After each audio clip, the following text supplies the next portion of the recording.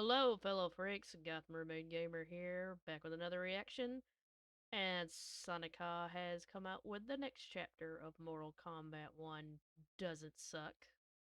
It's the Baraka chapter, so let's just go ahead and get into this. Chapter 5, Baraka. Am I dreaming? A chapter for Baraka? I never thought a small-time villain like Baraka could ever get his own chapter.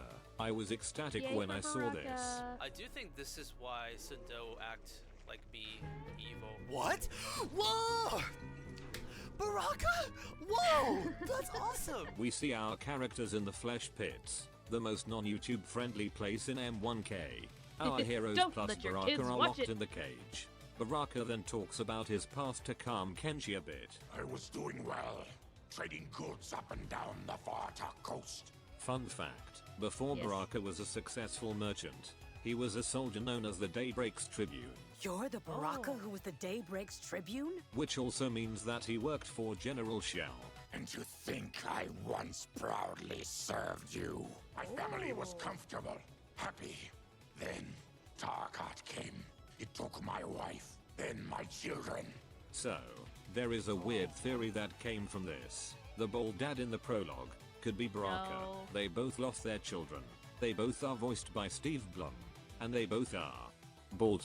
Not much merit in this theory, It's nothing! but it's a cute theory nonetheless. You can also get a cute intro dialogue, where Baraka tries to cheer up Kenshi. It's been said, better to be blind than to see a Tarkatan. That's a horrible saying, Baraka. The rest of the group wake Aw. up and see the horrifying demonetizable tried. stage. When did we take the left turn into survival horror? This ain't the crypt, Johnny. Reminds me of this cheap-ass film I did in my early days. Flesh Pits. Johnny is not only good at making jokes, but also good at predicting the stage names. And then, in comes the best character in this entire franchise. Oh, feet! Here it is, guys. The game is going to be Who's that? good now. However, before we get to that, I think it's time for a segment you all know and love. You know, I wonder where Reptile, and Ferrator are when all this was happening. Hey, So, it's all do any of you updated keep track now. of how many times me and Tor have won? No, fuck off. But hey, we're in 3D again. That means SonicHaXD has a budget for this video. Hey! We prefer when the series Yay! has a more consistent art style. Up, whoopsie daisies, full house. I guess it's time for you boys to pay up. Not in this Uh-oh. timeline, Farrah Walter Smith. What the? Who the Uh-oh. heck are you? And how does he know my real name? I'm Reptile, but from the new timeline. And you Hey, see, I love that the JoJo biggest music difference playing. between now and the past is that Chronica is 6 feet under. No more time manipulations from you, tiny-sized bitch. Take my acid! Satoru! Tokyo Tomare! What the hell just happened? Oh god. Bro thinks she's Dio ハゲ Brando. ビーチワイナイにしても俺はまだザトールドがあれじゃ時を止めるお前の無駄な期待 Oh, はここまで Taurus だ for 次 Stan. にお前は無駄無駄という Muda 無駄 muda. 無駄何 Nani? バカなまさか同じタイプのスタンダ手の奪い全然かわいそうとは思わんお前が倒せ俺のスタンドとともにコン They did トロール not give him fat cheeks. We feel bad for the people who haven't been following the Pokerski saga and have no context for this season finale whatsoever. Yeah, they're probably wondering what the heck is going on. アリベデルチ Wow, I can't believe it. After 8 years, he actually won. He's actually Yay. going to be in the next Mortal Kombat game. Woohoo! I guess it's just me, Thor, and you, Ermaki. After that epic battle, Syzoth checks on the prisoners and explains why he's working with the bad guys. He has my family. He'll kill them if I don't obey. Sizoth then goes on to explain why Shang Tsung forced him to be his slave. Why did he pick you? So he could learn how I shapeshift. Shang Tsung learned shape-shifting from as a Terran in this timeline. Sizoth in reptilian form gets bigger in size, yet for some reason, he looks tiny here. Little baby man. Little baby man. Little baby man. Everyone is so mean to me. Shang Tsung shows up and says he's going to dissect them all, and then he leaves. Hello, my name is Princess Jane. I would like to show you some tricks. I hope you enjoy it.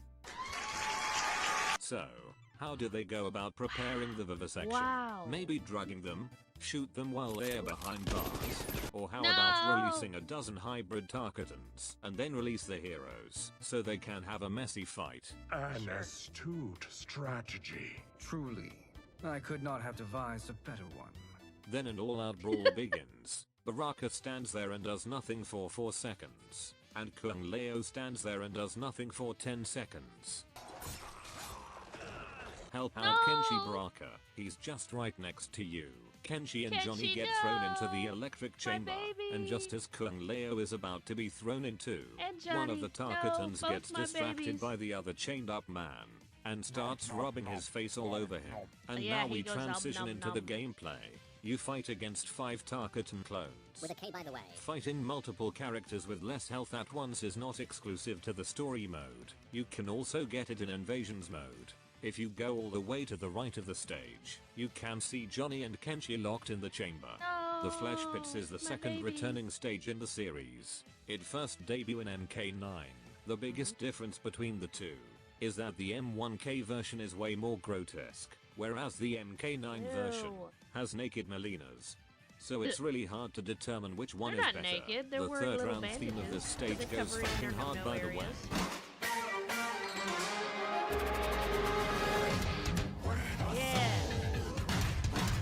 Baraka wins. Then Sizoth turns on the torture device to shock Kenshi and Johnny. You can also see the electricity on the stage. Then a Super Tarkatan shows up to fight. The Super Tarkatan looks horrendous, and I absolutely want it as a skin for Baraka. The Super Tarkatan also has a cameo fighter. The cameo fighter is not called Tarkatan Clone. He's called Tarkatan Fighter. Sure. Baraka wins. Then he frees his comrades. Sizoth finally decides to intervene. My guess as to why he didn't join the fight is because he doesn't want to get infected by Tarkat. Baraka wins. Probably. Then Sizoth takes off his mask so we can see his beautiful face for the rest of the story mode. Sizoth feels remorse for what he has done and wishes to be killed. But Baraka shows compassion, because if he could, he'd do anything for his family too. You were protecting your family. I would have done the same. Shang Tsung shows up. Be what?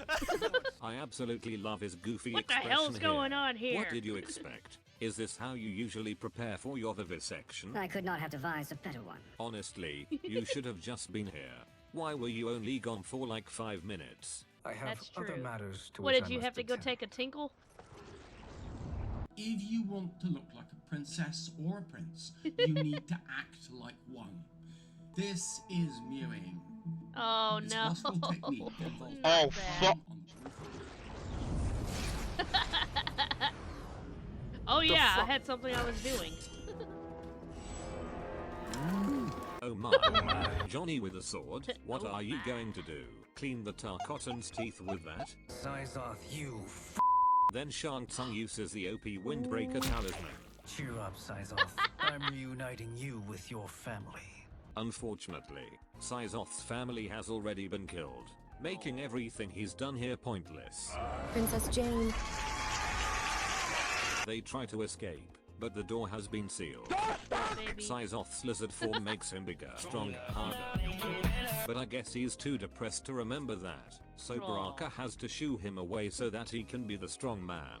Test Your Might returns, and it is also playable in invasions mode. If you fail this, everyone will just fall to their deaths one at a time. The gang escapes, Yeah, everybody and will Sizoth officially joins the party. We need help getting Kenshi to the portal at Sundo. I can take you only to the city's gate. Tarkatans are forbidden inside. Well, I don't really think as a terror and 3 fugitives are going to be welcomed either. Baraka then starts explaining the forest they're at. This is the living forest. Aren't all forests living, Baraka? The living forest is the 3rd returning stage in the franchise. He's got a and point. unlike its previous more haunted counterparts, the living forest is a lot more lively and peaceful here. It is now a place to bury the dead. The trees house the souls of Outworld's people. Perhaps this is why they have faces this time. No Zaterrans are buried here, because Outworld people don't like lizard men. I just didn't like you. But the one thing that bothers me is that Tarkatans aren't allowed to be buried here too. Tarkatan souls are not allowed in the living forest. We can't risk infecting the honored dead.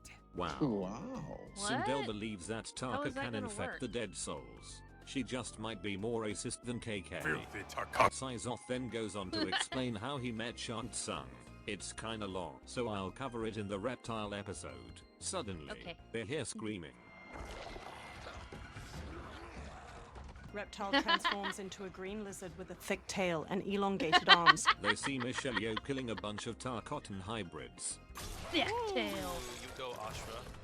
Hello. Quan Chi sends more demons? Demons? Demons? Then they fight. The I living saw that. forest has a nice sunny variation, and also a windy stormy variation. Both look quite nice. The living forest is also the only stage to have a remix of the original song. It's still a bop. If you lose to Ashra, it will state that you will be killed by her. How slow is your fucking backup? Oh, they calm Ashra down. Calm down. And the reason she attacked them is because she thought they were demons from another realm sent by Quan Chi. Okay, if you thought the Tarkatan hybrids Shang Tsung sent and Baraka are demons, fine. In the old lore, it was stated that Tarkatans were a species mixed with Outworlders and demons. But you thought the lizard boy was a demon? Is your idiot brain getting fucked by stupid? In the Midway timeline, Ashra mistakes Ermac and Nigtara as demons. So I guess this is just a running theme with her. He's a Terran. I am a Denian. Edenian?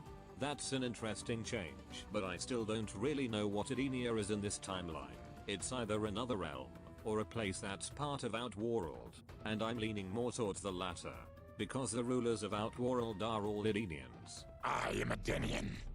Or I was before my Tarkat affliction. Baraka my dude, I don't think you change nationality if you have Tarkat. Apologies.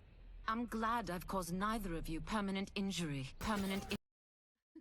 Well, I mean, they get treated like they're a different species practically, so. Injury. Permanent injury. Permanent injury. Permanent injury. What is that? Just keep swimming. Then Ashra joins the party, and now, they are off on a new mission.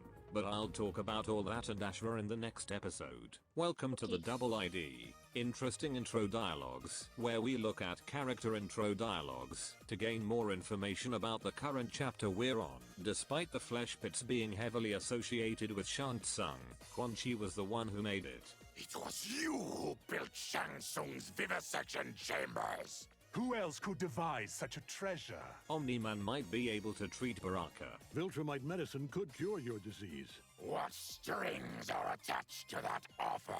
There is one advantage of having Tarkat. Vaternians have no appetite for Tarkatans. Finally, a benefit to my disease. Baraka learned his fighting skills from an interesting individual. Your martial arts style is unique. It is the way of the Asgard. Defenders of the realm mentioned. Best bird boy for the win. Let's break it down. Combat time! I Baraka, still gotta watch personality and design-wise, they are all quite similar to his previous counterparts. Wait, hold on. Personality, best bird boy for the win. Let's break it down. Oh, never mind. I thought Baraka, that was a secret personality and design-wise, they are all quite similar to his previous counterparts, but the definition of Tarkat in I think he M1K looks better in this changes game. Baraka's character drastically. And I think I'm bringing out the finger cam for this one. Not for a rant, but because I feel like I can express my emotions better through the finger cam way. Warning. Warning. Okay. SonicHaXD is about to pour his heart out on Baraka for the rest of the video, which could be boring. So I'll be playing MK Subway Surfers on the side to entertain the Zoomer TikTok brains. Now, I'm going to be asking one very simple question, and this question will ultimately lead to how I feel about Baraka. And the question is, why is he doing all of this? I'm sorry, that might be a bit too broad, so let me be more specific. Why is he helping the Earthrealmers? Well, the main answer is because Kenshi said this. Release us, and we'll capture Shang Tsung, and we'll find out why he's been coming here. So, he did it because he wanted to understand what is up with Shang Tsung. Well, after Chapter 4, he did still stick around and help out the heroes and stuff, so I would say it's a bit more than just investigation, but regardless, the main reason he did it is because he is trying to help the Tarkatan colony. Alright, now let's switch up the question again. Why is he helping the Tarkatan colony? In his bio, it states that the colony was in disarray, and that the Tarkatans have given up and are ready to die. But Baraka stood up and became the leader of the colony to help better the lives of his fellow Tarkatans and become the defender of the Tarkatans. Great, but that still doesn't really answer my question. You know, why is he helping the colony? In fact, let's go back to that first question. Why is? I mean, you know, it's the right thing to do, not good enough of a reason? I don't know. Is he doing all of this? Now, I'm sure many of my viewers already have the answer, because you guys are all smart little boys and girls. Yes, you are. Yes, you are. And I think we can all agree that the answer is that it's the right thing to do. Right? Hey, I called it! That's a fair answer. But you see, this is where things get complicated. Like, if this were, say, Raiden in this timeline, I would have no issues whatsoever giving this answer to Raiden. Raiden is the goodest goody good boy in this story, so I would have no problems giving it's the right thing to do to a character like Raiden. But this is Baraka, the brutal, savage Tarkatan. Specifically, this is Mortal Kombat 1's version of Baraka. Well, I mean, can a brutal, savage guy not still have, like, a good heart?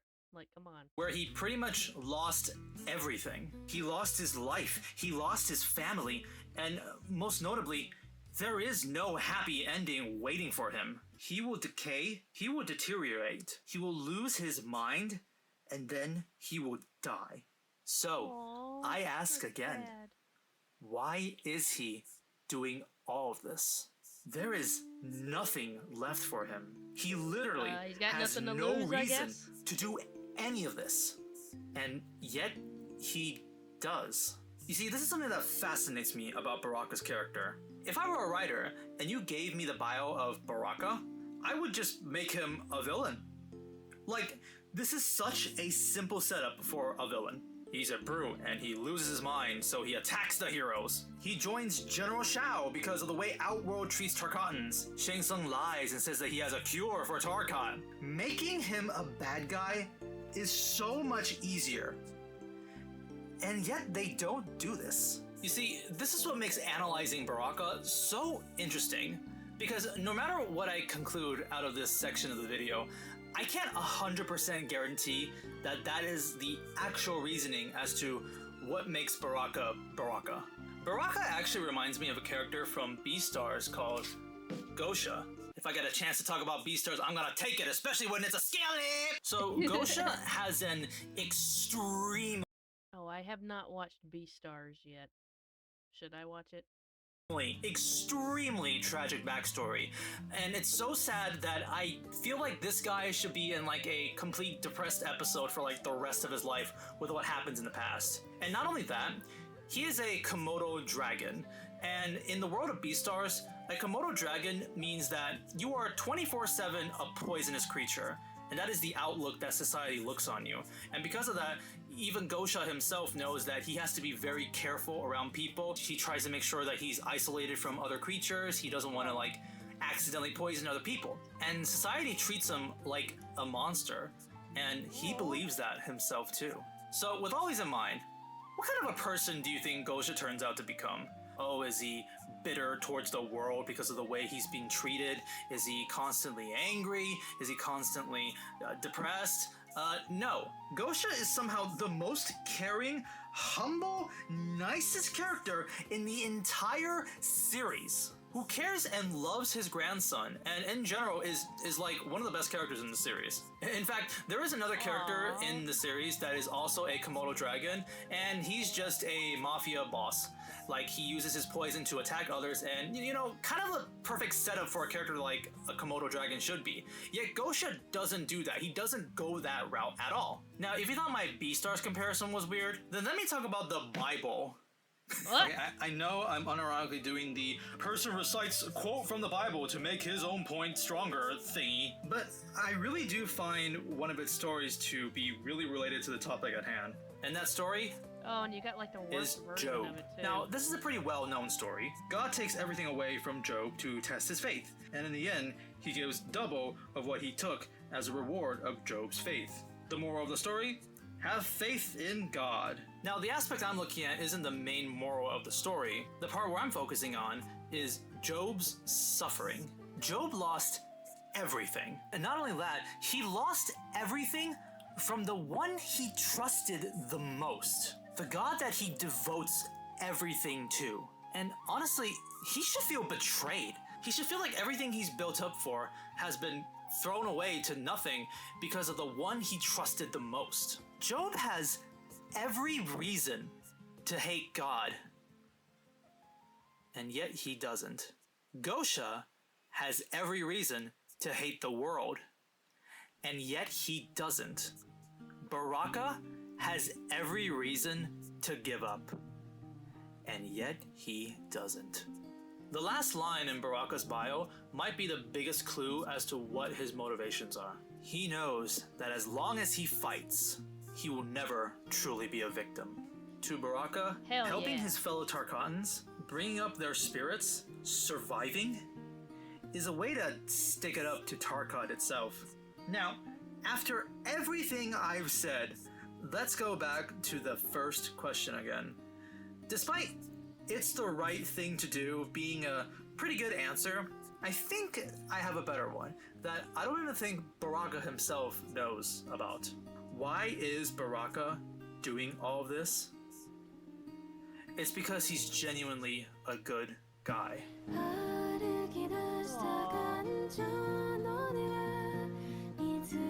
I will aid you. He helps his colony. He helps the Earthrealmers. He shows compassion to Sizoth. He helps them fight Quan Chi. He does all of this, even though he has Tarkat. Even though there is no bright future for him, Baraka is still genuinely a good guy.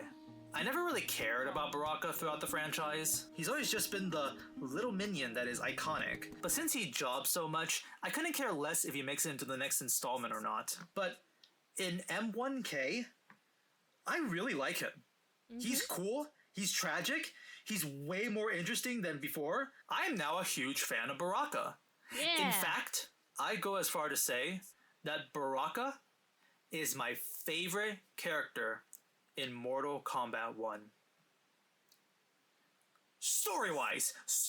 I'm only talking about story-wise. Not from a character design perspective or character trait, gameplay, voice, most fuckable. No.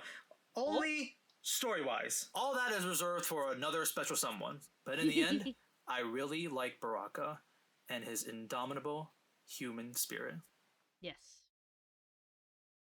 Ah, that was a nice end to that video, and I totally agree with him. I love this version of Baraka. Oh, she's 2D? Lois? Spin around.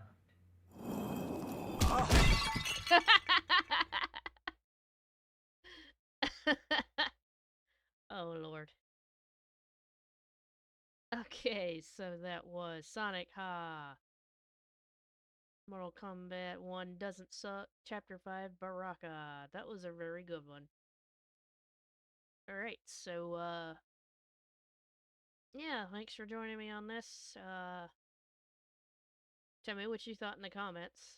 Definitely comment, because that seems to help out with the algorithm, and like and subscribe. Oh, and I am streaming now, and I will start linking my Twitch channel in the description.